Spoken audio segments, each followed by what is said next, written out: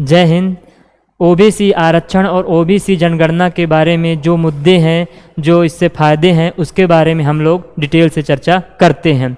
तो ये अपना बताया हुआ है ओबीसी कास्ट सेंसस और रिजर्वेशन, इसके बारे में हम लोग देखते हैं डिटेल से। इससे पहले थोड़ा देख लेते हैं, ये हमारा पार्लियामेंट है, संसद है, जिसमें गांधी जी बैठे हुए हैं, थोड़ा सा पीठ दिखा रहे हैं, लगभग नाराज चल रहे हैं। ये हमारा जो पार्लियामेंट है, संसद है, ये हमारे लोकतंत्र का मंदिर है। यहाँ पर लोकतंत्र के मूल्यों, समानता, स्वतंत्रता, न्याय को स्थापित किया जाता है। इसी का ही एक अंग है ये लोकसभा।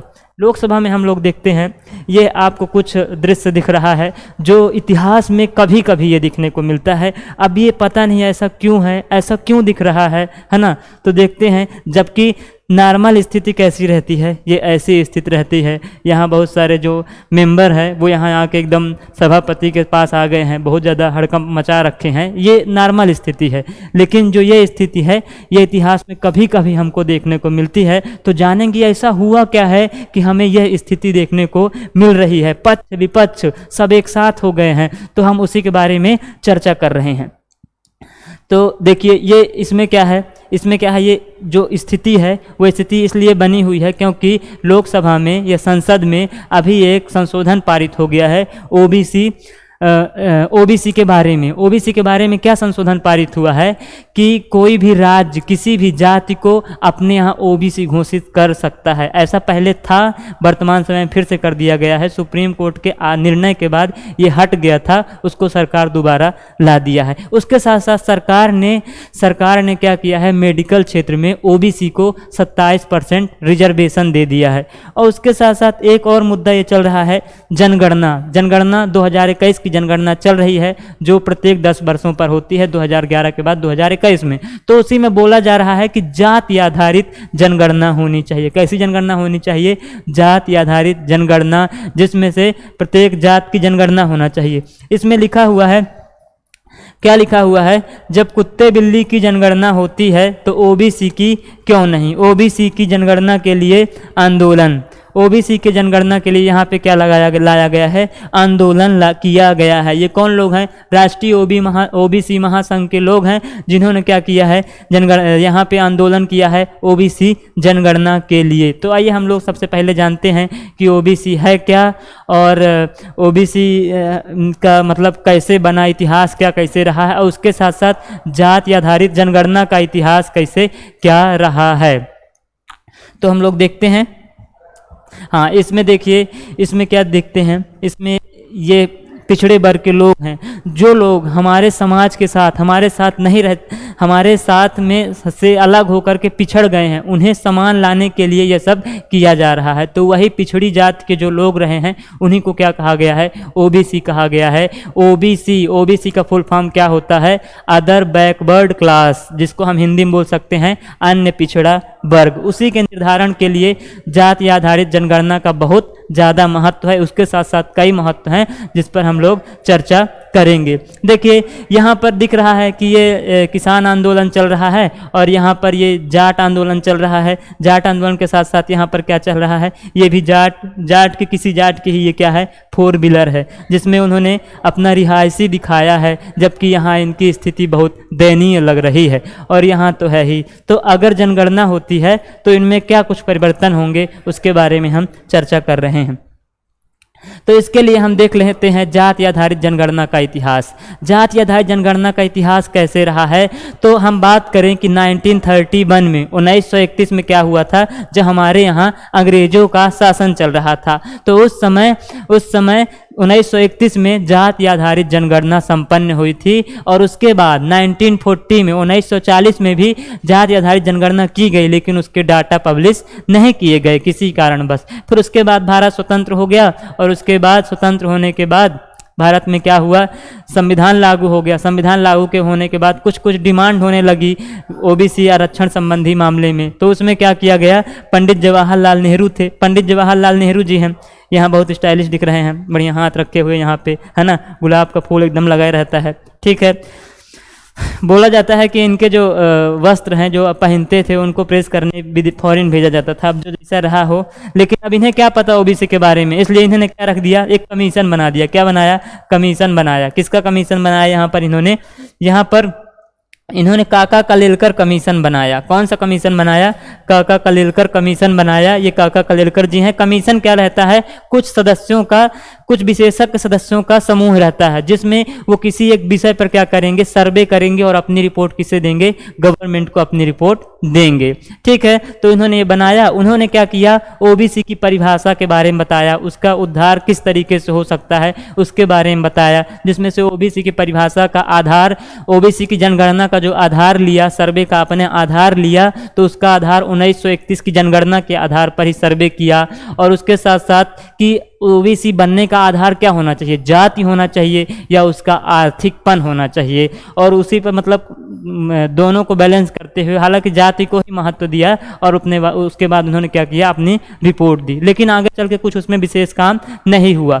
और आगे चल के फिर क्या होता है, देश में कुछ राजनीतिक स्थितियां चेंज होती हैं जिसमें नई सरकार आती है, गैर कांग्रेसी सरकार आती है, जो किसकी आती है, जनता पार्टी की आती है। कब आती है, 1977 में, 1977 में आती है, जिसके प्राइम मिनिस्टर कौन बनते हैं, मुरारजी देसाई, जिसके प्राइम मिनिस्टर बनते हैं, प्रधानमंत्री बनते हैं। और ये क्या करते हैं, बीपी मंडल क्या करते हैं, एक कमीशन बनाते हैं जो ओबीसी का क्या करेगा, सर्वे करेगा। यहाँ पर इन्होंने क्या बनाया है, मंडल कमीशन। 1978 में इन्होंने क्या बना दिया है, मंडल कमीशन बना दिया है, जो क्या करेगा, जो ओबीसी संबंधित सर्वे करेगा और अपनी रिपोर्ट देगा।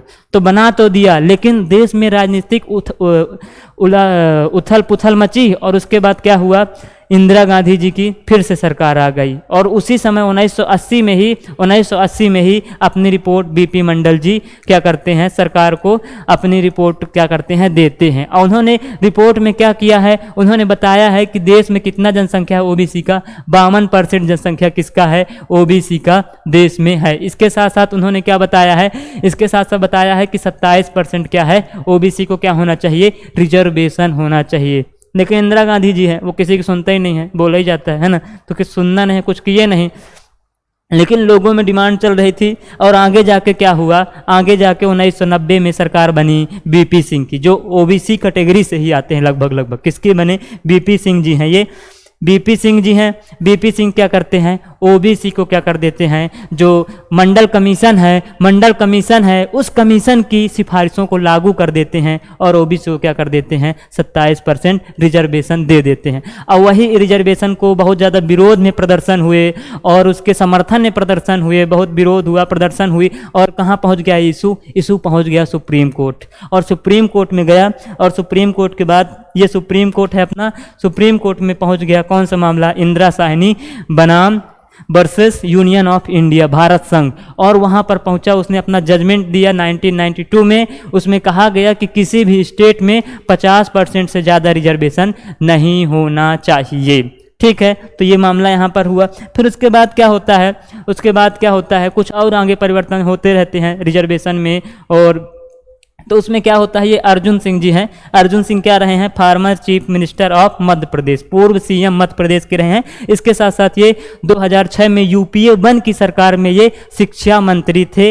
और इन्होंने उस समय देखा कि जो कुछ राज्य हैं, हिंदी भाषी राज्य हैं, वहाँ कांग्रेस की सरकार जा रही थी। इस कारण से उन्होंने थोड़ा सा इस ओबीसी के आरक्षण को और बढ़ा दिया। मेडिकल क्षेत्र में भी ओबीसी को आरक्षण दे दिया गया, है ना। और उसके चलते फिर और आगे जब 2010 की जनगणना होती है तो वहाँ भी कुछ कंट्रोवर्सी होती है। ये नीतीश जी हैं, ये गोपीनाथ मुंडे जी हैं। मुंडे जी क्या है, ये क्या करते हैं, जाति आधारित जनगणना की मांग करते हैं। 2011 में जो जनगणना हुई है उसमें जाति आधारित जनगणना की ये मांग करते हैं। और नीतीश जी ऐसा क्यों करते हैं, कुछ तो ओबीसी का है जो ही मतलब पिछड़ी वर्ग हैं, पिछड़े लोग हैं, जो हम लोगों के साथ में नहीं चल पाए हैं, पिछड़ गए हैं। और इसके साथ साथ इन लोगों का जो ये राज्य है, उस राज्य में ओबीसी का लगभग बहुमत है।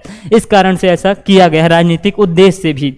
फिर उसके बाद क्या है, उसके बाद पहले तो मनमोहन सरकार राजी नहीं होती है, तैयार नहीं होती है, बोलती है कि जनगणना क्या हो जाएगी, जटिल हो जाएगी, और इसके साथ साथ यह तर्क देती है कि जो जनगणना करने वाले शिक्षक थे वो 5वीं तक ही पढ़े होते थे, प्राथमिक शिक्षक रहते थे, वो लोग करते हैं, वो कर ना पाएंगे। लेकिन फिर दबाव बनाने के बाद इन्होंने क्या किया, एक कमेटी बना दी प्रणब दा की अध्यक्षता में। प्रणब मुखर्जी जी हैं, पूर्व राष्ट्रपति रहे हैं हमारे, और इसके साथ साथ भारत रत्न पुरस्कार से सम्मान भी किए जा चुके हैं। तो इनकी अध्यक्षता में एक कमेटी बनी, और कमेटी में इन्होंने क्या किया, इन्होंने क्या किया, हर जिले के आधार पर क्या की, थोड़ा सा इसे जनगणना विशेष रूप से नहीं की गई, जिले के आधार पर थोड़ा जाति आधारित जनगणना की गई थी, और उसके आधार पर क्या किया गया, 2011 की जनगणना में सम्मिलित किया गया। लेकिन फिर क्या होता है, फिर से जब मोदी सरकार दोबारा आती है, मोदी सरकार आने पर दोबारा सुगबुगाहट हो जाती है। ओबीसी का क्लासिफिकेशन होता है, 102वां संविधान संशोधन होता है, जिसमें से इसको संवैधानिक दर्जा दिया जाता है। ओबीसी कमीशन को क्या किया जाता है, संवैधानिक दर्जा दिया जाता था, जो कि एक अभी तक सांविधिक दर्जा था, उसे संवैधानिक दर्जा दिया गया, और उसके साथ साथ कुछ काम भी किया गया। और अभी हाल में आते हैं, जो हमने आपको बताया कि ओबीसी को मेडिकल क्षेत्र में 27% रिजर्वेशन दिया गया, और इसके साथ साथ एक संविधान में संशोधन किया गया कि कोई भी राज्य ओबीसी की अपनी नई सूची बना सकता है, या किसी भी जाति को ओबीसी की जात में शामिल कर सकता है। तो ये भी किया। लेकिन हम आपको बता दें कि क्या जाति आधारित जनगणना जरूरी है कि नहीं है, उसके क्या है, तो उसमें ये बोला जाता है कि जाति आधारित जनगणना हो जानी चाहिए, और पब्लिश करें या पब्लिश ना करें। और इसके साथ साथ ये भी है कि जाति आधारित जनगणना केवल आरक्षण बस में सीमित नहीं है, उसका दायरा बहुत बड़ा है ना, क्योंकि हम 1931 की जनगणना के आधार पर आरक्षण दे रहे हैं, जो नई जनगणना होगी उसके आधार पर आरक्षण देंगे। और उसके साथ साथ हम उन लोगों को जानेंगे जो हाशिए पर हैं, वो लोग हमारे सामने आएंगे जो हाशिए पर है। और इसके साथ साथ जो सरकार पॉलिसी बनाती है, जो नीति निर्माण करती है, तो उसके लिए भी बहुत लाभदायक होगा। ठीक है, तो ये हुआ, ये है 2021 की जनगणना है। इस प्रकार से हम आज की अपना ये वीडियो खत्म करते हैं। जय हिंद। प्लीज़ हमारे वीडियो को लाइक, शेयर, कमेंट जरूर करें। धन्यवाद।